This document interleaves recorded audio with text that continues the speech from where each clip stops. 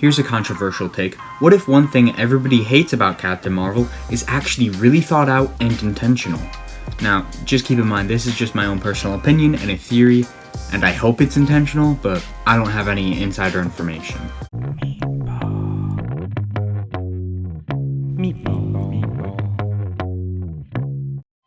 I just want to start out this video by saying I love Brie Larson, and I think that the hate that she gets from fans is honestly outrageous. Yes, before I can defend Captain Marvel as a character, I need to defend Brie Larson as an actor and as a person. A lot of the hate that she gets actually stems and originates from these types of videos, and they explain that the entire Marvel cast hates Brie.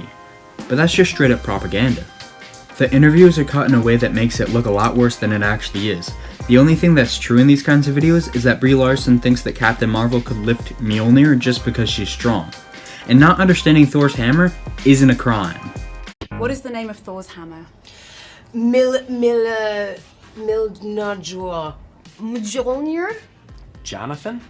Besides, even if these videos were correct, and the cast just publicly hates and trashes on Brie Larson, that would only mean that the Marvel cast is just a bunch of jerks, not that there's anything wrong with Brie Larson. But okay, let's just say that you hate Captain Marvel's character, and that's why you hate Brie Larson. Well, stop! We need to start separating actors and characters in our mind. Just because we don't like a certain character doesn't give anybody any right to hate on or bully an actor. I've seen it way too often over the past few years, and honestly, it's just atrocious. Now, with all of that out of the way, I can finally discuss what I think Captain Marvel is doing well in peace. So, what are people's complaints about Captain Marvel? Well, for one, that she's arrogant, has very little self-awareness, and always thinks that she's the best person in the room. Which, I'm not gonna lie, kinda reminds me of somebody else. Big man in a suit of armor. Take that away, what are you? Genius, billionaire, playboy, philanthropist. But Ethan, I hear you cry, Tony wasn't arrogant in the end, he had a complete character arc.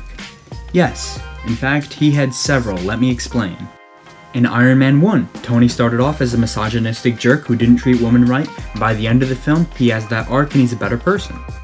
In Iron Man 2, he reverted back and objectified Natasha over the course of the entire movie, then he had a character arc to be better. In the first Avengers movie, he was a jerk again, but then he learned to be better and work well with others.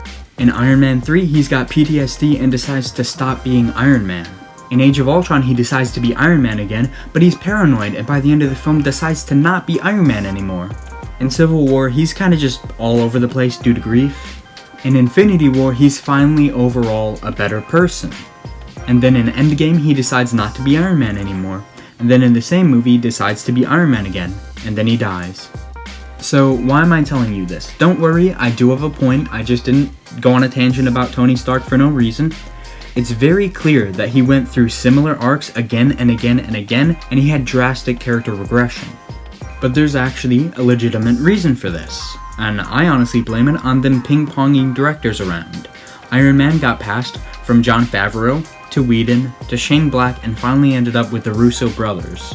But Captain Marvel, on the other hand, has had the Russo brothers in charge of the MCU the entire time she's been in the movies. So, if she's arrogant in the first film and doesn't have a complete character arc in that one movie, it's probably because the Russo brothers don't want her to have a broken character arc like Tony. I believe in my heart of hearts that they're just taking their time with her character development and that she's going to be a really good character in the MCU one day. But maybe I'm just being silly and giving the Russo brothers too much credit, because Captain Marvel is usually pretty arrogant in the comics, so why do I even think she's going to have a character arc? What makes you so sure? Faith, Alfred! Faith! Just hear me out. In the first Captain Marvel, Carol is arrogant, but she fights to regain her memory.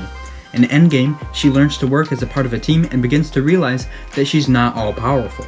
And maybe, just maybe, in Captain Marvel 2, she deals with the loss of her best friend and comes out a better person because of it. I'm just saying, doesn't one character arc over the stretch of several movies sound a lot better than one person having several character arcs in every single movie that regress and push them forward and push them back like Tony? And don't get me wrong, I love Tony Stark, in the MCU at least, but it's just the little things that each different director did that really held him back as a character for me. And now, with the Russo brothers overseeing each and every MCU project, they can make sure that Captain Marvel's character arc stays clean.